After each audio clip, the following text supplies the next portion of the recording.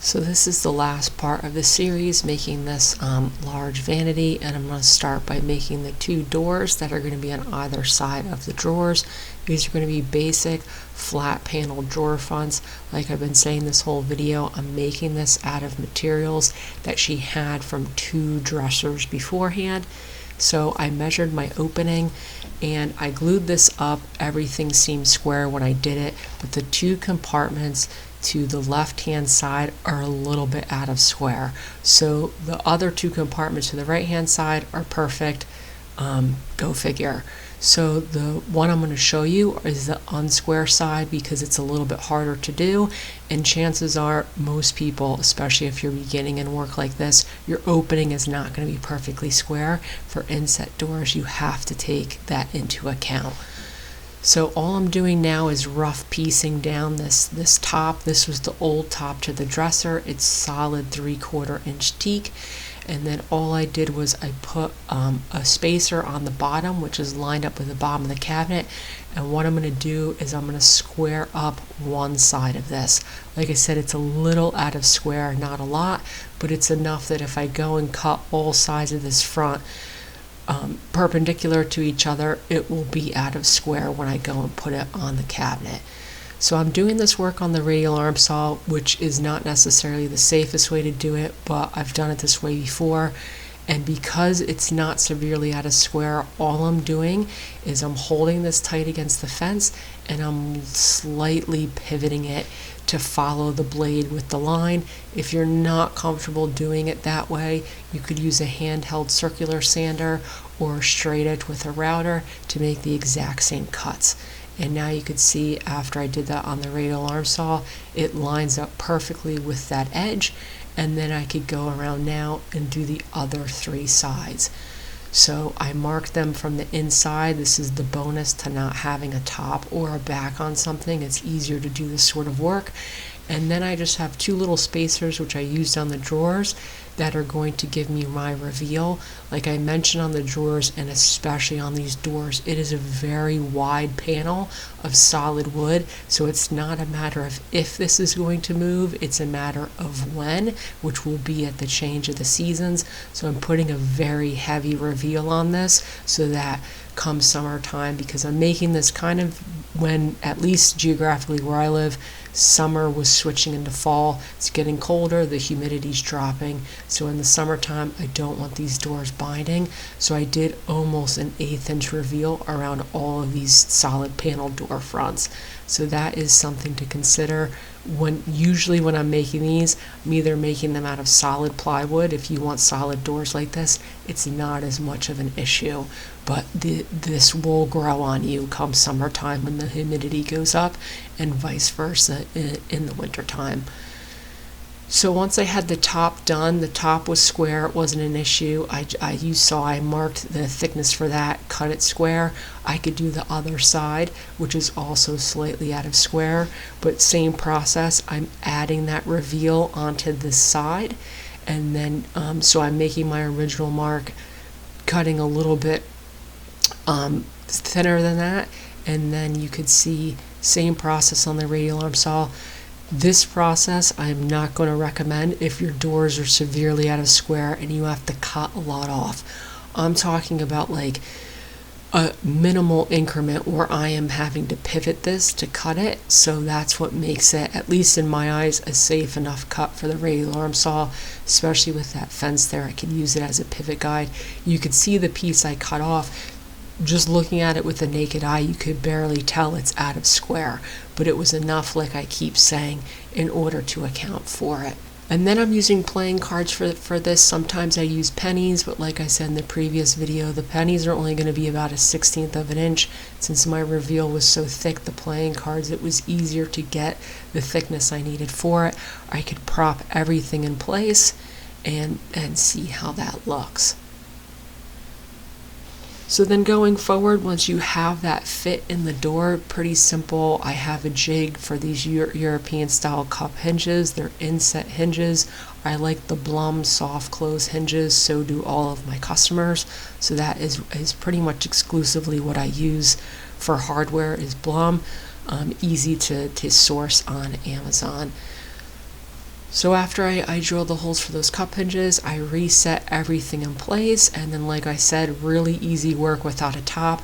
Once it's in place, I can just reach inside the cabinet, mark where those screw holes are going to be, and then I could pre-drill those and attach them. Now these hinges, they come with tons of instructions. Since they're European hinges, it's usually in metric. Sometimes you have to convert it. So that's why I've done enough of these. I just prop them in place, mark my holes, and it turns out perfect every time, instead of measuring offsets and materials and whatnot for how they go in there. And once again, without the top on, they're really easy to adjust. Usually if you have to open and close them, you have to constantly adjust them that way, but from the top I can make all the adjustments, and that is what that looks like. Now the table tops of these dressers had somewhat of a finish on them, which I do end up sanding off. That's why it looks a little bit different than the drawer fronts.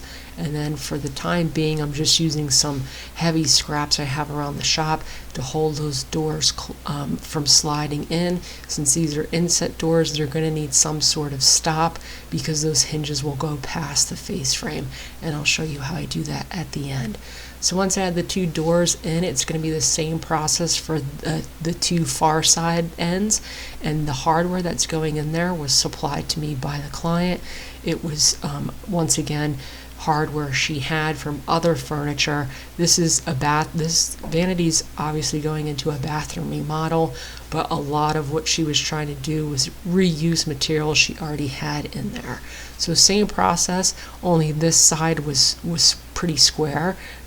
So all I did was cut one side square, and then I was able to cut the rest all at the same time. Got it to fit in there the exact same way, and I can add this hardware. Now, watching this video, you're going to think this is a very simple process. This is the second side I did, and it was not as straightforward as I assumed it was going to be.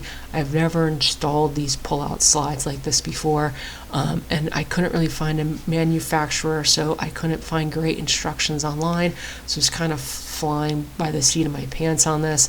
But once I got the set back on the other side, I could just transfer all those measurements to this side. You can see it's a really tight fit. I didn't have this hardware when I made the cabinet. If I did, I would have recommended giving a little bit more space on either side. It fits in there fairly snugly. But once you have that hardware in place and it's set back based on the thickness of your panel, it was pretty easy going forward. So then I could just double side tape that panel onto the front of this, same way as the drawer slides. Put my cards in place, and then there's just two holes that go through that hardware into the front of this.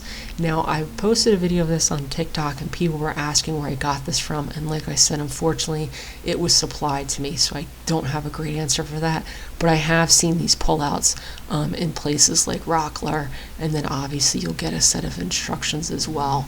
And then pretty simple, that's what that looks like. She had not decided on handle hardware before this project was done, so that's why the blue tape is there. And then for the stops on the doors, I just used some scrap teak and super glued it to the top, and then added a few brads in it. On the inside of the cabinet, you can see I'm holding it in place with my hand, and that's how that went. Now, one thing I was concerned about this before I even started building was the weight, because she wanted pretty thin rails. I was nervous about sagging. We decided to kind of make it and see how it went. As soon as I started adding all these materials in there, it did. So the two things I came up with were these little lap joints and these little feet that are going to go in the back. I'm showing you what they look like in the front, but they're going to be installed in the back so you won't see them, and that will hold up the back rail. And then for the entire center, I just made this decorative piece out of scrap that I had from this project. It's basically just a through tenon like that with a piece of teak that sits on it. And I've seen the space since I delivered this, and if this sits in the middle of the cabinet, which it does here, you don't see this at all, and this is more than enough to hold up the weight of all of that. I just roughly stained the sides because, once again, this goes in a nook so you won't really see it, but we didn't want it to have that stark look of maple. And this is basically it. I delivered this, but I didn't install it. Like I said, it's a full bathroom remodel, so she needed it on site so that the people that are doing the top could take accurate measurements. So I don't even think it, at this point, it has been installed. So this is what it looks like now. She did not want to finish on this, which is why I don't film doing a finish. I always recommend to people to certain aspects of projects. If they don't want it, I don't argue with people. I just ask that they don't make it my problem down the line, if that was my recommendation. But in her defense, there wasn't a finish on this dresser when she gave it to me. She was using it as a vanity in the old space, and honestly, shy of a couple watermarks on it, the teak had held up really well. So no finish for this one.